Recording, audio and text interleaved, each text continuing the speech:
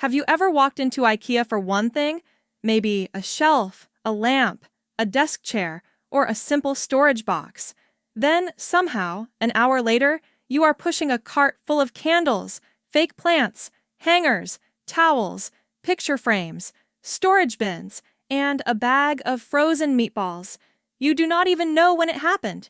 You just know you came in with a plan, followed a few arrows, and suddenly your cart looks like you are rebuilding your entire life. That is why IKEA feels so weird. It is not laid out like a normal store. Most stores are designed like grids. You walk in, pick an aisle, grab what you need, and leave. IKEA is different. IKEA feels like a maze, because in a lot of ways, it is one. But the maze is not random. It is designed to turn shopping into a journey, and that journey changes how you think, what you notice, and what you end up buying. The first strange thing about IKEA is that it does not immediately feel like a store. It feels more like a path. You walk in, and instead of seeing normal shelves, you are guided through showrooms. There are arrows on the floor, signs above you, and a route that seems to tell you where to go next. You can technically skip around, and some stores have shortcuts, but the main experience is built around movement. IKEA does not want you to just find one product. It wants you to walk through an idea. That is why the showroom comes first. Instead of showing you a couch by itself, IKEA shows you a living room. Instead of showing you a table on a shelf, it shows you a tiny dining space. Instead of showing you a bed frame in a warehouse aisle, it shows you a bedroom that looks calm, clean, and organized. This matters because people do not only buy objects, they buy the feeling those objects create. A chair is just a chair until it is placed inside a perfect little room with soft lighting, a rug, a plant, a table, and a blanket. Now it is not just a chair, it is part of a better version of your home. That is the psychology of IKEA. The store is not only asking, "Do you want this lamp?" It is asking, "Do you want your life to look like this?" And that is much more powerful. A normal furniture store might show you rows of furniture. IKEA shows you finished rooms. Those rooms help you imagine. You picture where the shelf could go. You picture how much cleaner your desk could look. You picture a kitchen where everything finally has a place. And once you imagine something in your life, it becomes easier to want it. That is why IKEA showrooms are so effective. They do some of the thinking for you. They do not just say, "Here is a product." They say, "Here is how this product solves a problem." A small apartment setup shows you how to fit storage under a bed. A kitchen display shows you where pans, plates, and spices could go. A closet setup shows you a version of your clothes that is magically organized. And the more rooms you walk through, the more problems you start noticing in your own home. Maybe your desk is messy. Maybe your closet is too crowded. Maybe your bathroom has no storage. Maybe your living room could use a lamp. You did not walk in thinking about all of that. But the store made you look. That is where the maze becomes useful. The longer you walk through IKEA, the more products and ideas you are exposed to. Exposure is powerful. You might ignore most of what you see, but the store does not need you to buy everything. It only needs a few things to catch your attention. Maybe a candle is cheap, maybe a basket looks useful, maybe a plant would make your room feel less empty. Maybe a rug would fix that one ugly corner. None of these purchases feels huge. They feel small, practical, and easy to justify. That is why IKEA is full of little items that are hard to resist. Candles, cups, bowls, towels, organizers, hangers, frames, batteries, bags, plants, and kitchen tools. These are not always the reason people came to IKEA, but they are often the things people leave with. The store makes these items feel like tiny improvements. And tiny improvements are dangerous because they do not feel like real spending. A couch feels like a decision.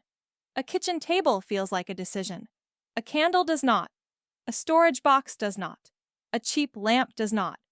So you add one, then another, then another.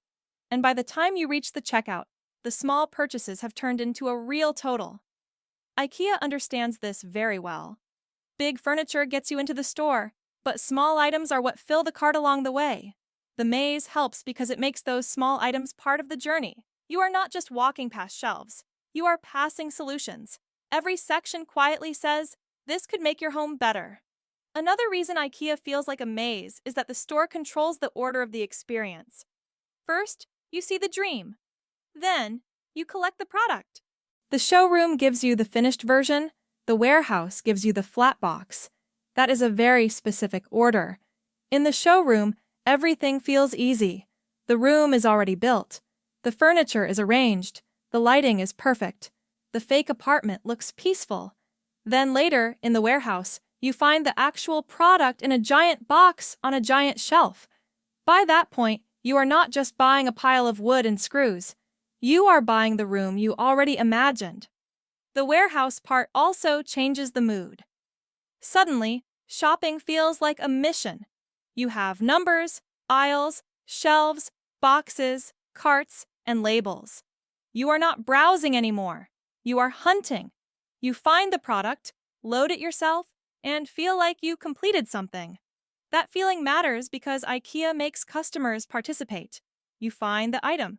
You carry the box. You take it home. You build it. And strangely, that effort can make people value the product more.